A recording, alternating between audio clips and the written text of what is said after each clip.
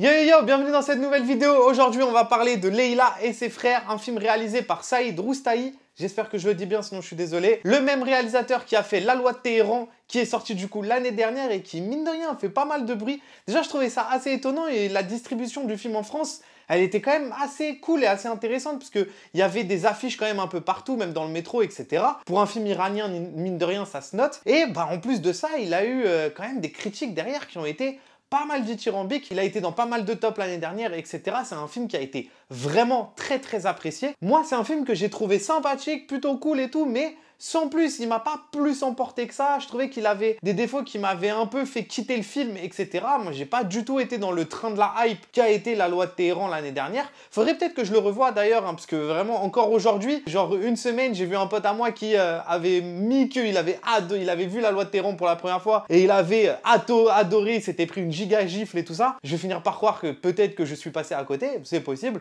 Faudrait peut-être que je m'y remette encore plus après avoir vu Leila et ses frères, parce que spoiler alerte, j'ai adoré, mais j'y viens juste après. Donc du coup, en fait, le truc, c'est qu'il a fait un film juste avant qui s'appelle Life in a Day, je crois. Life and a Day, du coup, que je mettrai juste là. Donc son premier long métrage que je n'ai pas vu. Mais mine de rien, dans La Loi de Téhéran, il y avait des choses qui étaient intéressantes et bah, ça donnait toujours envie un peu de voir, pour moi, en tout cas, je parle, hein, parce que vu que moi, j'ai pas eu la hype derrière, mais en tout cas, de voir ses prochaines œuvres. Et donc arrive Leila et ses frères, film de 2h45.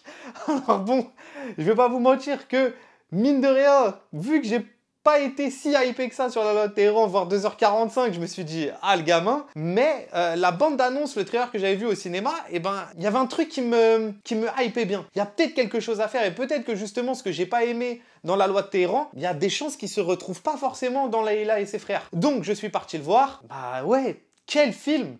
Quel film! Il est incroyable. Je vous préviens tout de suite, je ne vais absolument... De toute façon, une critique n'est absolument pas objective, mais ce que je veux dire par là, c'est que vraiment, j'arrive pas forcément à voir des grands défauts ou des défauts que j'ai envie de parler dans la vidéo. Je trouve ce film vraiment, mais tellement maîtrisé sur plein de points. Et même ces 2h45 d'ailleurs, bah je les subis pas plus que ça. Certes, le film est long, bah mine de rien, il est pas mal justifié par rapport à tout ce qu'il raconte en fait. Parce que le film, il est tellement intelligent, que ce soit dans son propos, que ce soit dans son scénario et dans l'écriture même de ses personnages, surtout comme de sa mise en scène en fait. Genre le film vraiment est maîtrisé quoi. Mais pour ceux qui n'ont pas encore vu Leila et ses frères, le résumé du film, c'est du coup l'histoire d'une famille où tous les destins de cette famille-là vont finir par se croiser. Et via du coup la houlette de la sœur qui va du coup réunir ses 4 frères, surtout ses 4 frères, pour qu'ils puissent créer quelque chose ensemble parce que chacun leur destin est un peu catastrophique. Bah évidemment, il va se passer des choses au milieu de cette famille-là, au milieu même de la grande famille, parce que ce soit les frères, la sœur avec le père, la mère, ça va aussi concerner les cousins, les oncles, etc. C'est donc un film de 2h45, oui, c'est une saga familiale, littéralement, c'est un film fleuve sur l'histoire et les destinées de chaque personnage, mais au sein de leur propre famille, et c'est un film tellement intelligent, parce que, en fait, la manière qu'il a de filmer ses personnages et de filmer son histoire, en fait, il y a quelque chose où, littéralement, il n'y a jamais de bien et de mal. C'est-à-dire qu'au fur et à mesure de l'histoire, tous ces personnages-là, surtout si on se concentre sur la famille, donc que ce soit les frères, la sœur, le père, la mère, il n'y a jamais de personnage blanc ou noir. Il y a toujours du gris dans toute cette histoire. C'est-à-dire qu'il y a des moments où on va peut-être haïr, c'est peut-être un grand mot, mais pour un peu caricaturer l'argument, on va peut-être haïr certains personnages et en adorer d'autres, et puis au bout d'un moment, il va se passer une action, et puis en fait, toutes ces valeurs, elles vont s'inverser, et puis au final, il va se repasser quelque chose, ça va se réinverser, et en fait, il joue comme ça avec notre propre appréhension des personnages, et c'est juste génial, parce que c'est giga maîtrisé, et en plus de ça, la relation que si je prends surtout les frères et la sœur, la relation et l'écriture entre ces personnages-là, mais je la trouve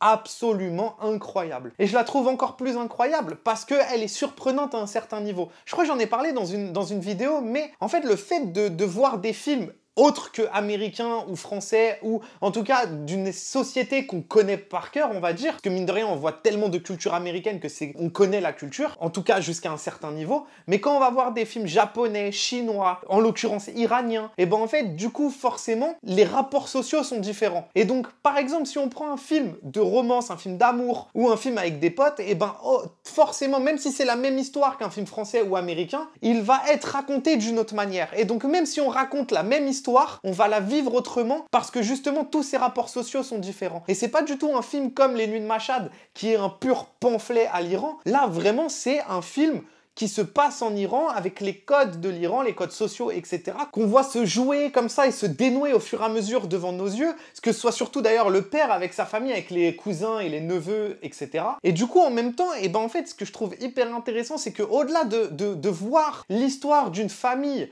et l'histoire de personnages comme ça qui s'entremêlent, et ben en même temps, on en apprend un peu plus sur la culture. Après, je sais pas jusqu'à quel niveau ça c'est vrai ou ça c'est pas vrai, mais en tout cas, moi en tant que spectateur à ce moment-là, j'ai envie d'y croire. Comme par exemple au début du film, quand le père il arrive dans cette famille où ils sont vraiment beaucoup et il y a ce personnage-là qui est encore en deuil. Et parce que lui, il est encore en deuil, du coup toute la famille est encore en deuil et s'habille encore en noir alors que ça fait 1 an. Et que du coup, ben, arrêter le deuil, c'est du coup se raser la barbe, etc. Il y a des questions de devenir le parrain de la famille. D'ailleurs, il y a quelque chose de très mafia là-dedans. Alors que c'est pas du tout un film de mafia, mais c'est très drôle parce que du coup, il faut penser à un nouveau parrain et tout ça. Donc il y a presque des enjeux politiques qui sont en train de se jouer au fur et à mesure de cette famille. Et pourtant, c'est une famille, quoi.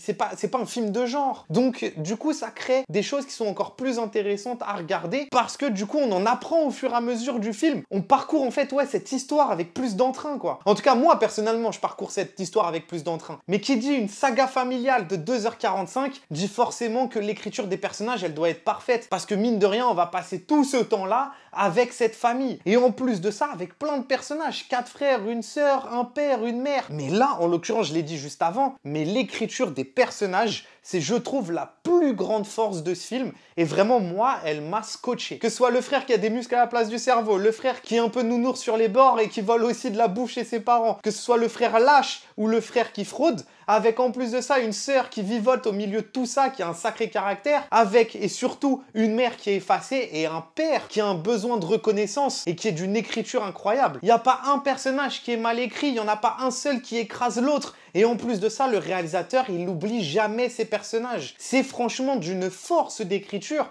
pour un film de 2h45 avec autant de personnages, pour que tous les personnages arrivent à vivre ensemble sans que l'un écrase l'autre, que chacun ait son moment et que même dans les moments où ils sont 6 à parler, chacun ait le sien et que chacun réagit de la manière dont son personnage est écrit. Mais vraiment, faut avoir une sacrée maîtrise pour réussir à faire ça. Parce que l'intrigue, c'est une chose, les climax, les préparations paiement ou tout ce qu'on veut, c'est une chose. Mais un film comme ça, une saga familiale, le plus important au-delà de tout ça, ce sont les personnages. Parce que si les personnages ne sont pas assez forts, le film, forcément, il marche pas. Parce que tout tourne autour d'eux. Tout le film. Et quand tu rajoutes à ça des acteurs qui sont à la hauteur de l'écriture de leurs personnages, qui sont à la hauteur de leur ambiguïté, de leur profondeur, de leurs défauts comme de leurs qualités, mais c'est juste fou. Franchement, tous les frères, il n'y en a pas un qui va au-dessus de l'autre ou en dessous de l'autre. En plus de ça, vraiment, mes grosses dédicaces à, je parle comme si j'étais sur Skyrock, mais à Leïla, mais vraiment, l'actrice, elle est d'un charisme et d'une force. Elle arrive tellement à briller au milieu de ces 4 frères-là. Moi, j'adore vraiment son personnage et comment elle joue. Je l'adore dans le film, mais surtout, mais le père, l'acteur qui joue le père, mais il est d'une vérité dans son jeu. Franchement, à chaque fois qu'il apparaît à l'écran, on en oublie presque, je trouve, qu'on regarde un film, tellement le gars joue bien, quoi. Et un autre truc d'ailleurs qui m'a marqué dans le film et qui, je trouve, place ce réalisateur comme un gars intéressant et important à suivre, parce que personnellement, encore une fois, quand j'ai vu La Loi de Téhéran, c'était pas encore le cas pour moi, mais c'est sa compréhension de la scénographie. La scénographie, c'est quoi? C'est la manière dont les acteurs, on va les déplacer dans l'espace et comment justement on va les filmer en train de se déplacer dans l'espace. Et en fait, ce qui est hyper intéressant, c'est que ce gars, il a une compréhension de comment sa caméra va bouger pour qu'il rattrape chaque personnage. Par exemple, quand il y a une discussion dans la maison, il y a 4 frères, une sœur, ça fait 5, ils sont 7. Donc vous imaginez bien que faut se poser la question, comment est-ce que je filme 7 personnes en train de parler ou en train de débattre, ou comment j'arrive à les intégrer même dans l'écriture pour que, eh ben, en fait, ça continue à devenir un peu audible, justement. Et en fait, ce qui fait, par exemple, il y a 2 ou 3 scènes dans le film qui sont géniales pour ça. C'est-à-dire que le gars, il va commencer avec 2-3 personnages qui sont en train de parler, puis la caméra, elle va bouger avec un personnage, et puis par exemple, il y a un autre personnage qui va arriver d'un couloir, et il va s'intégrer à la conversation. Puis ça va parler, puis la caméra, elle va rebouger, Et puis quand elle va panne sur la droite, il y a un gars, il va sortir des toilettes et il va participer à la conversation ensuite. Et comme ça, en fait, au fur et à mesure de la conversation, il fait rentrer des nouvelles personnes dans la discussion. Et ça, c'est de la scénographie et c'est fait d'une main de maître. Et vraiment, si vous n'avez pas encore vu le film, faites attention à ça quand surtout ils débattent à 7 là. Et ce qui fait qu'ils surchargent jamais ces débats et ces dialogues. Et en plus de ça, ils créent des idées de mise en scène qui sont absolument d'une maîtrise que je trouve qu'aujourd'hui, j'ai du mal à voir tout le temps, quoi. Et là, je vais commencer à raconter un peu 2-3 moments du film et un peu à spoil, mais il y a des moments dans le film qui sont d'une force déjà dès le début. Dès le début, cette histoire alternée entre les trois personnages, qu'elle soit silencieuse et douloureuse pour Leila, qu'elle soit déchirante pour le père, ou qu'elle soit chaotique, absolument chaotique. D'ailleurs, le moment où la manifestation, qui part en limite guerre avec la sécurité, où t'as le personnage qui essaye de se frayer un chemin avec tout ce chaos, mais ça pourrait être une séquence qui serait au milieu d'un film, quoi. Et elle est tellement bien réalisée, et en plus, elle est tellement belle aussi en termes de light et tout. Il te fait rentrer dans le truc avec 3 énergies différentes, quoi, que ce soit le calme, le chaos et l'histoire du père qui se retrouve entre les deux. Et puis évidemment, la scène du mariage qui est juste incroyable, parce que quand on a vécu tout ce qu'on a vécu avec cette famille-là, on sait comment ils en sont arrivés là, au moment où justement le père il a réussi à avoir gain de cause, quand on voit comment il est heureux quand la porte elle s'ouvre, qu'il se fait applaudir par tout le monde, et ce moment déchirant où il apprend qu'il doit quitter la scène et qu'il voit au loin justement son fils en qui il avait confiance. Mais ce moment-là, il est tellement incroyable en termes de cinéma, je trouve. Et au-delà de ça, ce dont je parlais en termes d'écriture, quand je parlais de bien et de mal, c'est que pendant tout le film, on voit Leila comme un peu la personne presque bienveillante de la famille, en tout cas envers ses frères surtout. Mais cette femme, justement, qui essaye de réunir ses frères autour d'un même projet pour qu'ils s'enrichissent et qu'ils deviennent plus grands et qu'ils arrivent un peu à se sortir, justement, de cette misère-là. Donc on la voit quand même comme quelqu'un, presque comme la gentille un peu de l'histoire, qui essaye d'aider tout le monde comme elle peut, parce qu'on n'arrête pas de lui mettre des bâtons dans les roues, surtout parce que son père et sa mère la détestent. Et puis ce moment dans le mariage où il regarde sa sœur au loin, et puis il comprend quelque chose, nous on comprend pas trop encore. Puis il s'écarte de la fête, il regarde et puis il comprend qu'elle a pas mis les 40 pièces d'or dedans. Et donc du coup s'ensuit Leila qui commence à fuir. Et donc du coup son frère qui la poursuit, il se retrouve dans la rue. Et en plus de ça, t'as une discussion entre les deux où t'as carrément Leila qui lui dit d'assumer, d'arrêter de pleurnicher, que maintenant il faut qu'il retourne au mariage et qu'il assume devant le père du marié qu'il faut qu'il lui dise qu'il a pas de thune et qu'il faut qu'il avance la thune. Presque on était content justement ce qui arrivait au père, mine de rien tout ce qui se passait avant, et ça a transformé un peu parce que forcément Ali Reza est quand même le personnage, on va dire, principal entre guillemets, en tout cas des frères. C'est, on va dire, celui qui ressort le plus des frères. C'est pas pour rien d'ailleurs qu'on le suit au tout début de l'histoire, hein, en vrai. Mais du coup, je trouve que ça place d'un seul coup sa sœur comme une personne malveillante qui, en fait, depuis le début, était en train de tirer des ficelles et était en train de se jouer de ses frères. Et donc, d'un seul coup, ce personnage-là, que je trouve qu'on voyait comme une personne bienveillante, devient une personne méchante. Et puis, il retourne dans la fête, bref, il se passe ce qui se passe. Et après la fête, quand ils se retrouvent chez eux, juste avant d'aller se coucher et qu'ils se parlent, et que au final le frère il apprend que tous les autres étaient au courant parce que c'était le seul qui voulait pas écouter et qui voulait en faire qu'à sa tête, donc ils ont caché leur plan. Et ben en fait tu te rends compte qu'au final Leila elle était pas si machiavélique que ça, parce qu'en fait tous ses frères étaient d'accord pour ce plan là justement. Et c'est pour ça que je parlais de bien et de mal, surtout qu'on voit le père comme quelqu'un, voilà, de presque perfide mine de rien, qui n'en loupe pas une pour mentir, pour twister l'histoire comme elle veut, parce que bah il veut devenir quelqu'un, il veut auprès de sa famille, et pour ça bah mine de rien il est un peu prêt à tout, et ça on finit par le comprendre à ce stade là du film. Mais ce moment déchirant où toute sa famille, les frères et la sœur sont derrière lui en train de le poursuivre dans la maison pour qu'il donne pas la thune, en fait c'est quelque chose qui est tellement plus important pour lui. Il y a quelque chose d'humain d'un seul coup qui ressort de lui,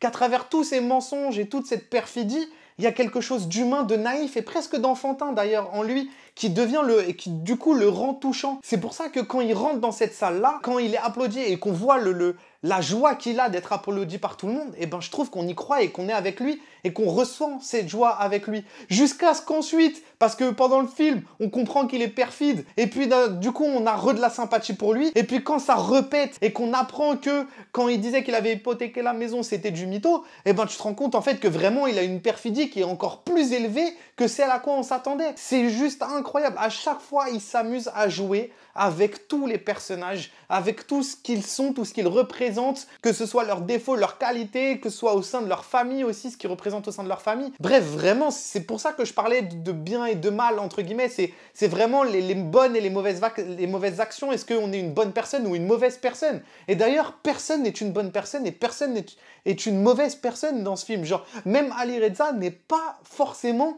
une bonne personne. Déjà, quand dès le début, il quitte le chaos et qu'il y a un mec qui l'attrape dans les escaliers pour lui dire « Les lâches, c'est ceux qui fuient » ou quelque chose comme ça. En tout cas, les lâches, c'est ceux qui fuient pendant que les autres se battent pour leur salaire. On comprend le personnage, quoi. Et c'est génial. C'est vraiment... Au-delà de l'écriture même des personnages, c'est aussi pour ça que c'est tout le bien et le mal et tout ce qui se situe, en fait. C'est tellement subtil, l'écriture de Leila et ses frères. C'est pour ça que je la trouve d'une force incroyable. Bref, je vais pas faire tous les personnages, mais c'est pareil. Même Leila, la relation qu'elle a avec ses parents. Et mine de rien, c'est, je trouve, entre guillemets, un peu subtil parce que c'est toujours au fur et à mesure d'une conversation. On s'y attarde jamais vraiment. La manière dont les parents haïssent Leila et Leila haït ses parents. Et pourtant, ils continuent de vivre ensemble. Elles continuent de faire des trucs. Enfin bref.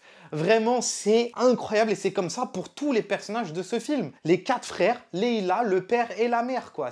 Même si c'est des caractères, par exemple, comme la mère, qui vont être effacés, on le ressent toujours dans ce film-là. Il y a toujours un plan qui va te le montrer, qui va te le rappeler, ou un mot, ou une phrase. Vraiment, c'est fou. Et enfin, cette dernière scène finale que je trouve encore une fois d'une maîtrise de mise en scène. Parce que le fait que Ali Reza, il découvre que son père est mort et que du coup, il va vers lui, qui ressent son cœur. Et d'ailleurs, c'est une préparation paiement à avant, c'est encore intelligent en termes d'écriture, mais bref. Et que pendant qu'il pleure, d'un seul coup, t'as toutes les filles qui sont en train de rentrer dans la maison pour faire l'anniversaire. Et donc, en fond sonore, au début, c'est en fond sonore. T'entends toutes les filles qui crient, si je dis pas de bêtises au début, mais... Et tu vois lui qui est en train de pleurer. Donc en fait, t'as cette dichotomie entre la tristesse absolue de ce gars-là et la joie immense des filles et de toutes ces filles-là qui sont là pour un anniversaire. Ensuite, elles rentrent, elles emmènent Ali Reza. Du coup, il se met à se lever, il se met à danser.